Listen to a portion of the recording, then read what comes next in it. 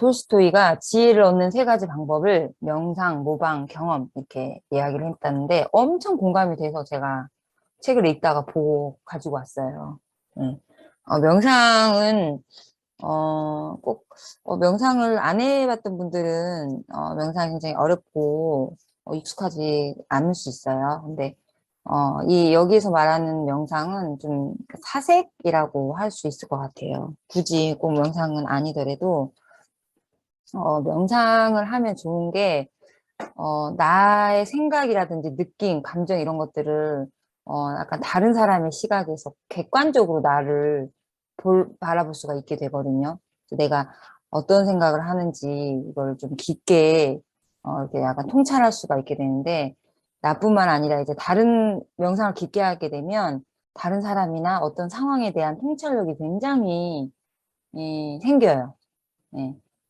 그래서 이제 여기서 지혜를 얻는 방법으로 이제 첫 번째로 명상을 토스가 이야기를 했고, 그러니까 꾸준히 이제 저는 여러분과 지금 그 무한대 그리기는 이제 글쓰기 하기 전에 좋은 명상이라서 그거를 위주로 하고 있고, 방법이 명상법 자체가 엄청 많고, 브레인 명상도 어마어마하게 많은 다양한 방법이 있어요.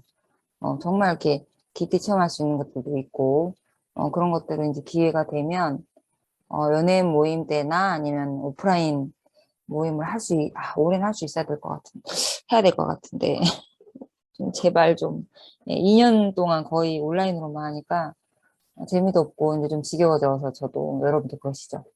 네. 어쨌든, 그 명상 방법이 굉장히 많이 있으니까, 나중에 또 깊게 체험할 수 있는 기회가 여러분들에게도 생기면 좋을 것 같아요. 또, 모방도 제가 항상 드리는 말씀이죠. 우리가 뭐든 할 때, 잘하는 사람을 따라서 해야 되는 게 맞는 거죠. 그쵸? 예. 운동 같은 걸 배울 때도 이 선생님이 하는 걸 잘 보고 그대로 이렇게 따라서 하잖아요. 뭐 수영이든 아니면 뭐 어떤 그런 뭐 댄스, 뭐 춤, 뭐 이런 거든 뭐든지 간에 글쓰기도 마찬가지로 잘 쓴 사람 거를 계속 모방을 하셔야 돼요. 그래서 필사를, 어, 내가 정말 글을 잘 쓰고 싶은데 안 써진다, 글이. 너무 안 써진다 하면 필사가 가장 좋은 방법이에요. 예. 그냥 무작정 아무 생각 없이 쓰는 게 아니라 마치 내가 그 글을 쓰는 것처럼 쓰셔야 돼요. 무슨 얘기인지 아시겠죠? 그 글의 내용을 뭐 외운다거나, 이거를 뭐 내가 다시 써먹는다거나 이런 목적이 아니라 그냥 그 글에 푹 빠지는 거예요. 내가 마치 쓰는 것처럼. 예. 소리 내서 읽으면서 필사하셔도 되고요. 그렇게 하고 바로 또 내가 글을 쓰면 정말 그 작가의 우리가 말을 할 때 어떤 굉장히 독특하게 말하는 재미가 있거나 독특하게 개성 있게 말하는 사람과 대화를 나누다 보면 나도 모르게 그 사람의 말투, 억양, 어휘 이런 걸 따라하게 되잖아요. 그거랑 비슷한 거예요. 그렇게 돼요. 그 작가의 문투나 문체 그대로 따라서 그 리듬감을 내가 얻을 수가 있거든요. 그래서 모방을 많이 하시고 경험은 직접 왜냐하면 이 글에서는 또 내가 경험한 거를 많이 쓰게 되는 거니까 직접 경험 또는 간접 경험. 예. 근데 직접 경험도 중요하지만 간접 경험도 못지않게 중요합니다. 뭐 독서나 또 여러 가지 간접 경험은 뭐 어떤 영상을 보거나 이런 영화 뭐 이런 것까지 다 포함이 되는데 잠깐만, 이 말을 누가 했는지 제가 지금 갑자기 기억이 안 나는데, 전쟁에 대한, 글을 쓸 때, 전쟁을 직접 참여한 사람보다 영화를 본 사람이 훨씬 더, 그거를 더 묘사를 잘할 수가 있대요. 직접 경험한 것도 물론 좋지만, 간접 경험도 못지않게 좀 다양한 다각도에서 다양하게 바라볼 수 있으니까, 예, 좋겠죠. 그래서 여러분들이 요거를 명심을 하시고요. 두 번째는 퀀텀 리프라는 말은 뭐 많이 들어보셨죠. 어, 지금 글이 잘 안 써지는 이유는 그만큼 양이 안 찼기 때문이에요. 절대적으로 양이 먼저 쌓여야 됩니다. 글을 많이 써보셔야 되니까 타고난 사람은 뭐 안 써봐도 엄청 잘 하겠죠. 그쵸? 천재들은. 우리는 그런 천재가 아니잖아요. 네. 그러니까 어쩔 수 없이 그냥 노력하는 수밖에 없어요. 양의 변화, 이제 절대적으로 양이 어느 정도 쌓여야 그 임계점이 넘어야 질의 변화로 넘어갑니다. 그쵸? 끓는 점. 물이 끓는 점에 도달할 때까지는 그냥 고요하잖아요. 기포만 뽀글뽀글 올라오다가 어느 순간 99도에서 100도, 단 1도 넘어가는 순간 뽀글뽀글뽀글 끓면서 엄청난 변화가 일어나죠. 그거랑 같은 이야기예요. 그래서 양의 변화가 계속해서 그러니까 양이 축적이 돼야 어느 순간 진짜 엄청나게 글을 잘 쓰게 되거든요. 이건 뭐든지 다 해당이 되죠. 이 퀀텀 리프라는 이야기는. 그래서 근데 이게 알고 있음에도 불구하고 정말 어렵고요.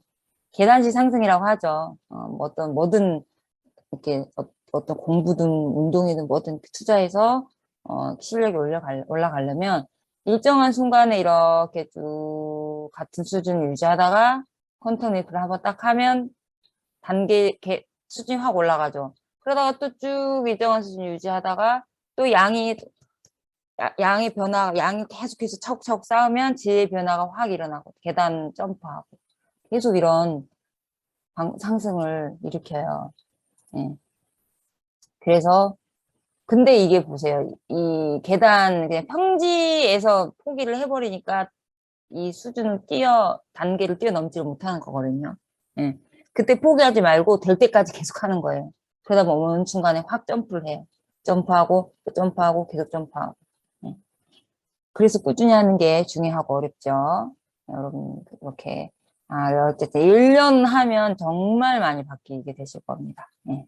1년간 매일 가끔 뭐 한두 번씩 빠질 수 있어도 일주일에 한두 번 빠진다 생각하시고 매일 글을 쓰시면 어마어마한 성장을 하실 거라고 확신을 합니다. 자, 그리고 세 번째, 글은 굉장히 창조적인 행위죠, 그렇죠? 예. 창조, 뭐 창의, 창의는 전혀 우리가 창의력 하면 저도 창의력은 굉장히 창의력이 딸리는 사람인데 부담감이 있어요, 그쵸? 예. 뭔가 새로운 아이디어를 만들어내고 좀 창의력이 있고 이런 사람은 나랑 좀 상관없는 사람인 것 같고 약간 그런 부담감과 거부감이 저도 좀 약간 있었었어요. 창의력 이런 거에 대해서. 근데 전혀 새로운 것을 만드는 게 아니라 기존에 있던 것들을 몇 가지를 융합을 한다던가 여기 있죠. 융합 또는 연결 아니면 전혀 상관없거나 아니면 조금 관련이 있는 것들을 같이 묶어서 연결을 한다거나 이런 것들도 새로운 창의가 될 수가 있는 거죠. 새로 만들어내는 게 될 수가 있는 거예요. 예. 글쓰기에서는 어떻게 하냐. 남의 생각에 자기 의견을 붙이는 겁니다. 자, 지금 이 21세기에 전혀 새로운 거는 거의 없죠. 만들어내는 게 어려워요. 워낙 창의력은 다른 차원의 영역인 것 같지만 그렇지 않습니다. 예. 보세요.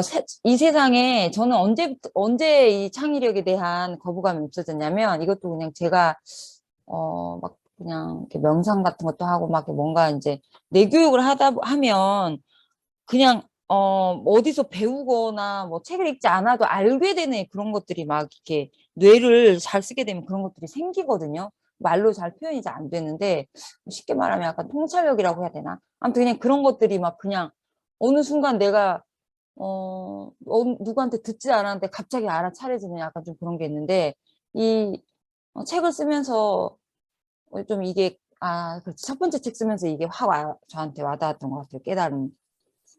뭔가 이렇게 새롭게 만들어내야 된다는 부담감과 막 너무 어려워서 막 이렇게 하는데 갑자기 그래. 전혀 이 세상에 지금 전혀 새로운 걸 만들어낼 수 있는 사람이 몇이나 될까? 거의 없어요. 예. 다 있는 거를 나만의 방식으로 재창조해내는 거거든요. 그 재창조라고 저는 이제 표현을 하는데 여러 개 있는 것들을 진짜 이렇게 나만의 시선으로 이렇게 묶어낸다던가 이런 식으로 그렇게 하니까 너무너무 이제 부담감이 없어지고 별거 아니네 이런 생각이 드는 거예요. 예. 그렇게 해서 책 쓸 때 왜 그랬냐면 다 그냥 어떤 다른 책에서 다른 사람도 이미 새로운 책은 진짜 없잖아요. 항상 그래서 내가 이미 있는 책에서 전혀 새롭지 않은 책을 한 권 내가 더 써내는 게 무슨 의미가 있나 싶어서 좀 약간 거기에 대한 거부감이 조금 있었던 것 같아요. 내가 이거를 쓴다고 해서 무슨 의미가 있을까라는, 예, 그렇죠. 내교육 책도 굉장히 많았고, 이제 이 첫 책 쓸 때 제가 막, 시대를, 트렌드를 반영해야 된다 그래서, 4차 산업, 막 인공지능 이야기도 막 초반에 막 듣고 막 이랬는데, 이미 이게 다 있고, 정말 전문가들이 다 해석을 해주고, 이렇게 한 것들인데 내가 이걸 굳이 다른 사람 이야기를 한 번 더, 재탕하는 거잖아요. 몇 탕 근데 의미가 있나 싶어서, 좀 그게 좀 괴롭기도 했고, 책을 못 쓰겠고, 막 이랬던 시기가 있어요, 초반에. 근데, 이 창조라는 거는 전혀 새로운 건 없다라는 걸 딱 이제 깨닫고 나서 마음이 굉장히 편안해지면서 지금도 여러 가지 제가 하는 콘텐츠들도 다 그냥, 예, 전혀 새로운 건 없어요, 사실은. 그쵸? 예. 근데 지금까지 또 다른 사람이 하거나 지금까지 해왔던 거에 대해서 좀 추가를 하는 거죠, 더. 예. 저 같은 경우는, 또 새벽에 글 쓰고 뭐 이런 거를 다른 분이 하는 거를 제가 예전에 말씀드렸었는데, 한 이틀인가 3일인가 참석을 해봤어요. 근데 희한하게 하더라고요. 마음에 안 들었어요. 그래서, 이건 내 식대로 해야지 하고서 제가 이걸 만들어낸 거거든요. 이걸 바로 뭐 이렇게 한 건 아니지만, 저는 뭐 명상도 넣고, 뭐지? 긍정선언문도 넣고, 필사도 넣고, 여러 가지 이제 글쓰기만 한 게 아니라, 제가 딱 생각했을 때, 단 시간 안에, 최대한 시간에, 저는 굉장히 효율성과 생산성 굉장히 중요하게 생각을 해요. 예. 강해하다 보니까 더 그러는 것 같아요. 투자 대비 더 좋은 성과를 낼 수 있는 방법이 뭘까? 그걸 굉장히 전해드리도록 노력을 하고, 그래서 짧은 시간 안에 정말 글을 잘 쓸 수 있는 방법이 뭘까 해서 이거를 막 이렇게 딱 넣어 놓은 거거든요. 근데 정말 좋은 것 같아요. 이제 이 방법이 꾸준히만 하면. 예, 어쨌든. 예, 그래서 여러분도 이거 뭔가를 이렇게 창조하는 거, 뭐 창의력 이거에 대해서 너무 거부감을 갖지 마시고, 글 쓰는 게 이게 창의력을 굉장히 요하는 거거든요. 다른 사람의 생각에 나의 의견만 덧붙이면 돼요. 예. 그래서, 어, 우리가 이렇게 글을 쓰다 보면 어디선가 듣고 어디선가 읽었던 것들이 내 글에 많이 녹아나거든요. 네, 그래서 일본에서 이 내가 직접 경험했거나 간접 경험했거나 이런 것들을 또 그래서 많이 녹여낼 수 있는 거잖아요. 네, 그렇기 때문에 이 평소에 내가 읽은 책, 뭐 보는 TV, 영화, 다른 사람으로부터 들은 이야기 이런 것들을 나의 생각을, 다른 사람의 생각이죠, 그런 게. 거기다가 나의 의견, 내 생각, 느낌 같은 것들을 계속해서, 그 글감 창고에다가 쌓아두셔야 돼요. 그렇게 해서, 언제든지 내가 필요할 때 꺼내 쓸 수 있어야 됩니다. 냉장고에 제가 예전에도 비유를 했어요. 음식을 하려고 냉장고 문을 딱 열었어. 재료가 없어. 그럼 할 게 없죠. 근데 재료가 많아. 그럼 거기서 그럼 이 중에서 이거를 골라서 뭐 고기, 야채, 면, 이렇게 골라서 어떤 요리를 또 몇 가지나 할 수 있죠.